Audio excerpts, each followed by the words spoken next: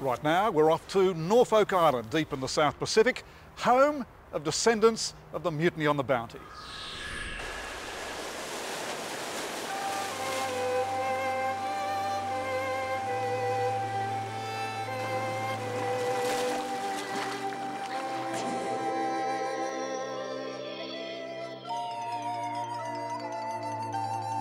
Norfolk Island is a place of dramatic beauty.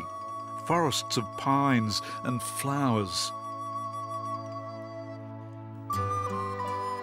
And a coastline of steep basalt cliffs created by a volcano 3 million years ago.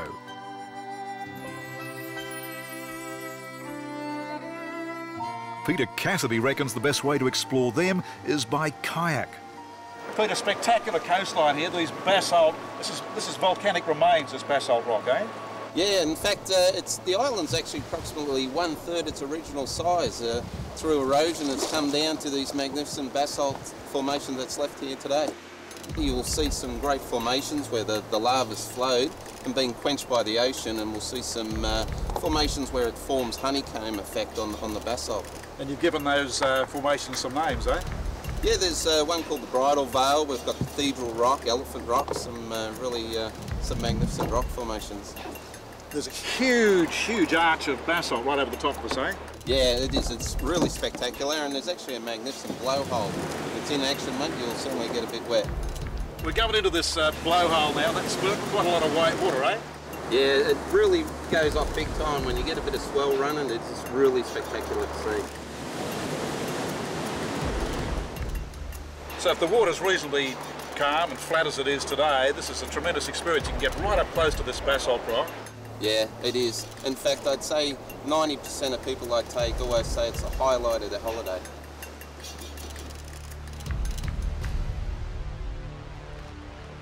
Beneath the waves, there are other challenges. Dive master Jamie Edwards knows the very best dive spots. Jamie, how would you describe the diving here off Norfolk? Oh, what can I say? The diving here is fantastic, Greg. I mean, we've got above average everything, you know, everything you can think of in diving: visibility, coral, species, number of species, loads of stuff to see here. And we're seeing a huge number of fish. As soon as we hit the water, fish everywhere, small trevally. Yeah, small trevally, what we call Ophi locally here, the local name for it. Because the waters are basically alive, as everywhere you look, trevally, fish everywhere. Exactly, yep, fish everywhere. Smaller stuff, bigger stuff, but the trevally really do stand out, yeah, definitely. Well, that's right, because we're able to swim right through them or around them, and they don't spook at all. They stay around us or even swim with us. Yeah, exactly. Well, what better feeling than that, you know, sitting there in the water, big cloud of trevally hanging around with you.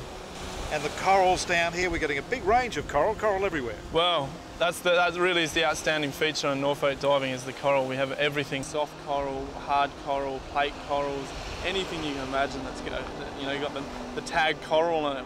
We've got it, and it's in abundance.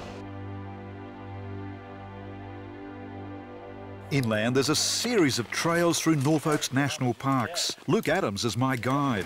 And this is the national park, eh? Yeah, we've got 650 hectares of national park on Norfolk. Right. And that's just about a quarter of the whole island.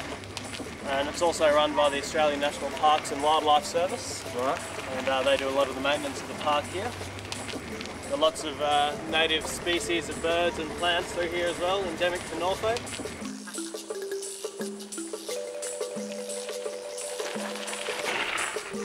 On the island's far north coast, high winds have caused some trees to grow sideways. These are the African olive trees. They're actually a weed on the island, but they're quite spectacular here. The weather today is beautifully calm, but in the summertime we have a fairly consistent nor'easterly blowing, and these trees have learnt to adapt, just to go with the wind. Usually the olive has as much root below the ground as you can see tree above it, and they're very hardy. Those trees have been there a long, long time. Margaret Christian, a distant relative of the original Bounty mutineers, is showing me around her cliffside property, one that's home to a big collection of Norfolk Island's 8 species of endemic birds. Birds like the sacred kingfisher. Margaret is such a fan of these birds that she's written a book about them, which features one of her favourites, the masked booby. So, Margaret, you've got quite a few of these masked boobies around your property. Yes, we have a number of them nesting on the cliff top now, which is quite exciting because they've only established here in the last few years. So they'll lay their eggs here, Yep, they'll hatch their chicks, that's right. and the chicks will grow to what sort of age before they'll fly off? They're staying here all year round, which is quite amazing because larger numbers of them are here in the summer because they are a migratory species, but we are getting some staying over the winter. Because they're big birds, they like to have an updraft so that it's easier to take off, and so the cliff edges are their preferred locations. Most masked boobies you see around the world have yellow eyes, but the ones on Norfolk have brown eyes. Right. And they're actually only found in the Kermadec Islands, north of New Zealand, Lord Howe Island and here. And there's work being done at the moment that's probably going to make them into a separate species or subspecies.